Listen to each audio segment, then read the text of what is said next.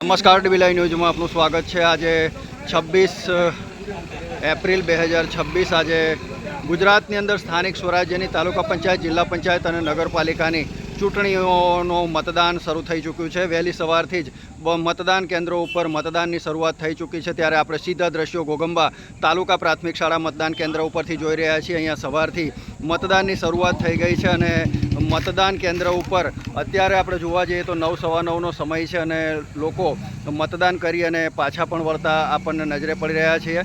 અને ઉનાળાનો સમય છે એટલે મોટાભાગે લોકો વહેલી સવારથી જ મતદાન માટે મતદાન કેન્દ્રો ઉપર ઉમટી રહ્યા છે। આપની તાલુકાની તમામ અપડેટ્સ આપને પડે ખબર આપના સુધી પહોંચાડવાનો અમે સંપૂર્ણ પ્રયાસ કરીશું। તો ડીબી લાઈવ ઘોગંબા ન્યૂઝને જોતા રહો। તો એવી જ રીતે પાલ્લા મતદાન બૂથ ઉપર પણ મતદાન વહેલી સવારથી ચાલુ થઈ ગયું છે। ગરમી પણ પોતાનો પ્રકોપ બતાવી રહી છે, પરંતુ મતદારોની અંદર ઉત્સાહ તો સારો એવો જોવા મળી રહ્યો છે। પાલ્લાની અંદર પાલ્લા પ્રાથમિક શાળા ખાતે આપણે જોઈએ તો પગાર કેન્દ્ર પ્રાથમિક શાળા પાલ્લા મુકામે પણ મતદાન શરૂ થઈ ગયું છે અને લોકો મતદાન માટે આવી રહ્યા છે। પાલ્લાની અંદર મોટી ઉંમરના મતદારો પણ પોતાની મતદાનની પવિત્ર ફરજને નિભાવવા માટે આવતા નજરે પડી રહ્યા છે અને સારું એવું મતદાન થઈ રહ્યું છે। અત્યાર સુધીની જો વાત કરીએ તો 16થી 20% જેટલું મતદાન અત્યાર સુધીમાં સમગ્ર તાલુકામાં જોવા જઈએ તો આંકડા ઉપર નજર નાખીએ તો 20%ની આસપાસ મતદાન થઈ ચૂક્યું છે। લોકો ઉત્સાહભેર મતદાન કરવા માટે આવતા નજરે પડી રહ્યા છે।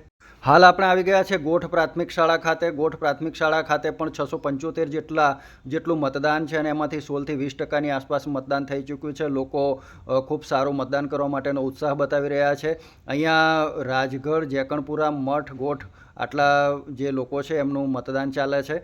એટલા લોકો પોતાના મતનો અધિકાર આપી રહ્યા છે। જો કે એક બાબત ખાસ ધ્યાન ઉપર આવી છે કે મતદાન કેન્દ્રો ઉપર પાણીની વ્યવસ્થા ચૂંટણી તંત્ર દ્વારા કે જવાબદાર અધિકારીઓ દ્વારા કરવામાં આવી નથી। અત્યારે ગરમીનો પ્રકોપ ચાલી રહ્યો છે, 44થી 45 ડિગ્રી તાપમાન જવાની આગાહી છે। ત્યારે મતદાન કેન્દ્ર ઉપર ફરજ બજાવતા લોકો માટે અને મતદાન માટે આવતા મતદારો માટે પણ પાણીની વ્યવસ્થા નથી, એ એક ખૂબ જ મોટી ખોટ જોવા મળી રહી છે ગોઠ કેન્દ્ર ખાતે।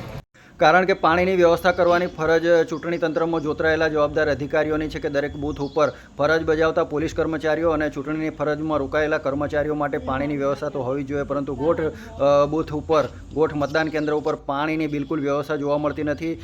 જવાબદાર ફરજ ઉપરના જે કર્મચારીઓ છે તેમને પણ પૂછપરછ કરતાં તેઓ જણાવ્યું હતું કે અહીંયા પાણીની કોઈ વ્યવસ્થા કરવામાં આવેલ નથી। ત્યારે આવી પરિસ્થિતિની અંદર કોઈક કર્મચારીની તબિયતમાં લથડે તો શું કરવું, તે પણ એક બહુ ગંભીર પ્રશ્ન છે। બોરિયા દાઉદરાથી સીધા દ્રશ્યો આપણે જોઈ રહ્યા છે ઘોગંબા તાલુકાનું બોરિયા દાઉદરા।